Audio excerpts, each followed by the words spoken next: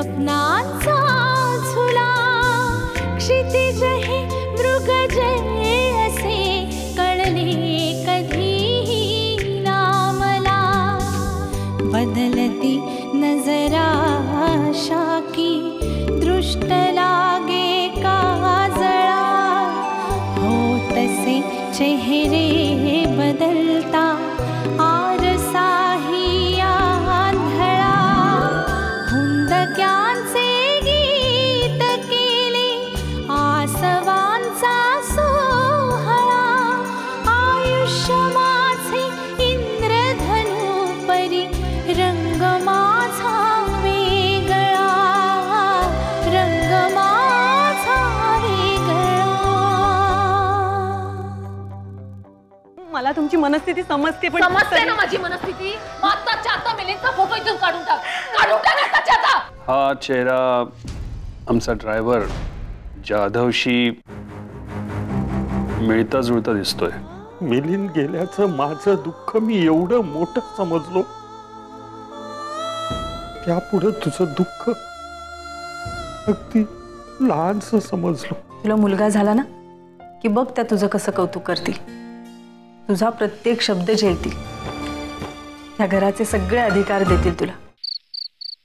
हो अरे नाही पण आपण ना सध्या नाही भेटू शकत. अरे हो नाही नाही नाही नको म्हणजे तू नको फोन करूस मीच तुला करेन ठीक आहे. Miss you too. चल बाय बाय गुड नाईट.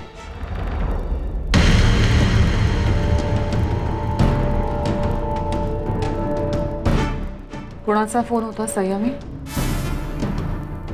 अगं तो माझ्या मैत्रिणीचा फोन होता. मंदार नाव आहे का मैत्रिणीचं?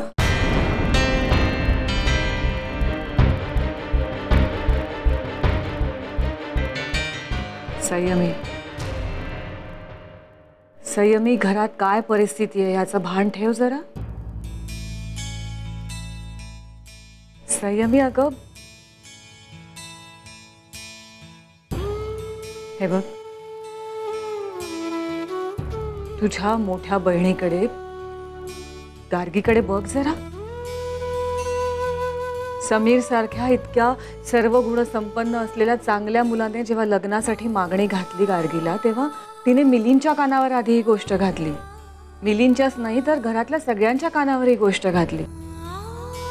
समीरला होकार देण्यापेक्षा घरातल्या जबाबदाऱ्या तिला जास्त महत्त्वाच्या वाटल्या.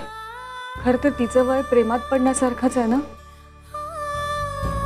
संयमी प्रत्येक गोष्ट करण्याचं एक एक वय असतं एक एक वेळ असते आणि त्या त्या वयातच ते झालं पाहिजे.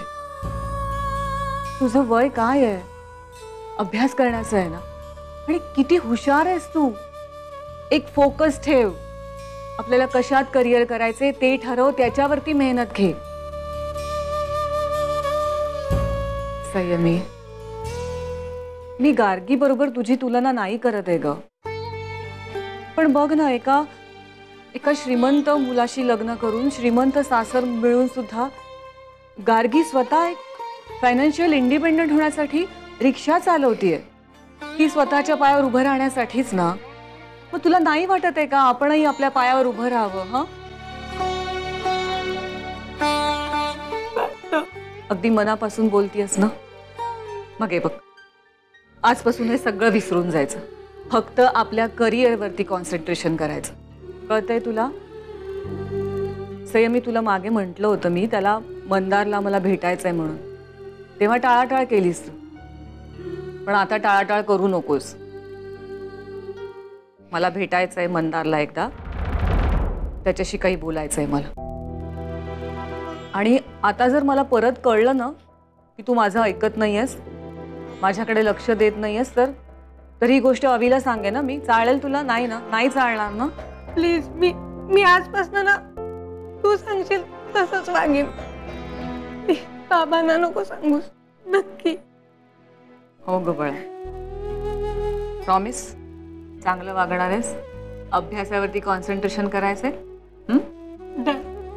Good girl.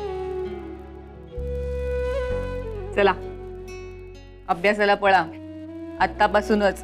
करिअरवर कॉन्सन्ट्रेशन. ओके जा.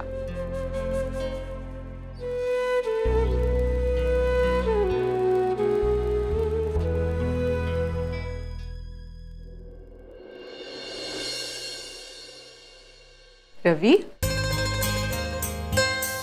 हो आय एम सॉरी मेधा, मी तुझी परवानगी न घेता तुमच्या स्टडी रूम मध्ये आलो. सॉरी. कम ऑन रवी, आता स्टडी रूम मध्ये यायला सुद्धा तुला माझ्या परवानगीची गरज लागणार आहे का? एक तसं नाही, पण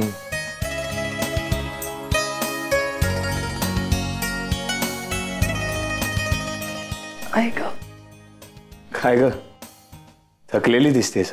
हो रे, सगळे पेपर्स गठ्ठे होते ना, पण झाला बाबा, एकदाचा आजचा शेवटचा गठ्ठा चेक करून झाला. ग्रेट. मेधा, मला एक सांग, विद्या वहिनी कशा आहेत का आता? ठीक आहे रे, पण फारशी बोलत नाही कोणाशी. सगळ्यांमध्ये असून सुद्धा खूप शांत शांत असते. एकटीच विचार करत बसलेली असते. ध्यानी मनी नसताना अचानक एका क्षणात आयुष्य बदलून गेलंय तिचं. त्याचं असं अचानक जाणं मनाला खूप झटका लावून गेलंय रे. विद्यासमोर दाखवत नाही तसं कोणी, पण मनानं सगळेच खचून गेलेत रे. एकमेकांना सावरण्याचा लुटुपुटीचा प्रयत्न करतायत सगळे. पण विद्या त्याची बायको होती रे. तुझाही तो खूप चांगला मित्र होता ना. तुमचं प्रेम होतं ना एकमेकांवर. अगदी मनापासून. आम्हाला एकमेकांशी बोलताना शब्दांची गरजच नाही भासली कधी.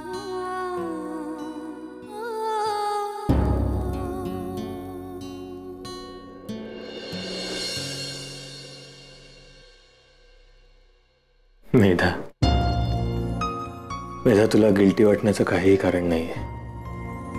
तुझ्या भावना समजू शकतो मी. मेधा, प्रेम केलंयस तू, गुन्हा नाही. मेधा, मला माहिती आहे, मला सगळं माहिती आहे. तुमचं दोघांचं एकमेकांवरचं प्रेम. विद्या वहिनीशी मिलिंदनी लग्न केलं म्हणून तू लग्न न करण्याचा घेतलेला निर्णय सगळं माहिती आहे. आणि तरी देखील मिलिंदच्या अशा अवस्थेत त्याच्यासाठी तू जे जे काही केलंस ते सगळं बघितलंय. मिलिंदचं देखील तुझ्याबद्दलचं प्रेम त्याच्या डोळ्यात पाहिलंय मी. मिलिंदच्या लग्नानंतरही निखळ मैत्रीतून जपलेलं तुमचं प्रेम पाहिलं ना. हे खरंच सांगतो, खूप खूप हेवा वाटायचा ग मिलिंदचा.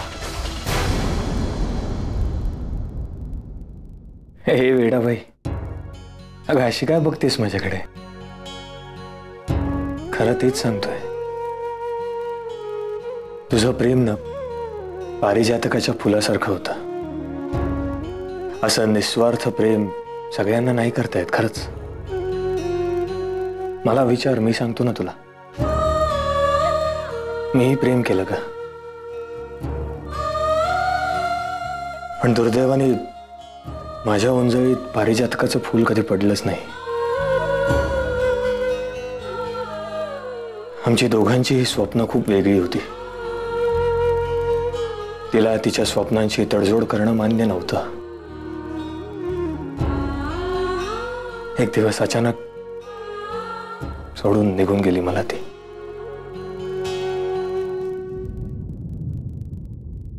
म्हणून मेधा, तुझ्या भावनांचा, तुझ्या प्रेमाचा खूप आदर करतो मी खरंच. मी पण ह्याच प्रेमासाठी खूप भुकेजलोय का, तरसतोय मी. माझ्यावर पण असंच भरभरून प्रेम करशील?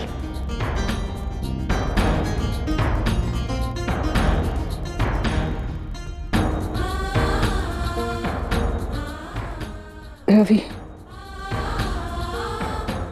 मी ज्यावेळी तुला होकार दिला होता त्याच वेळी मनानं तुला आपलं मानलं होतं. पण तुझ्यासारखं असं व्यक्त नाही करता आलं मला.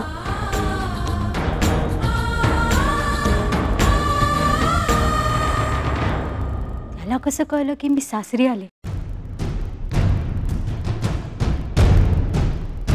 कोण असणार आहे हा जवळचा?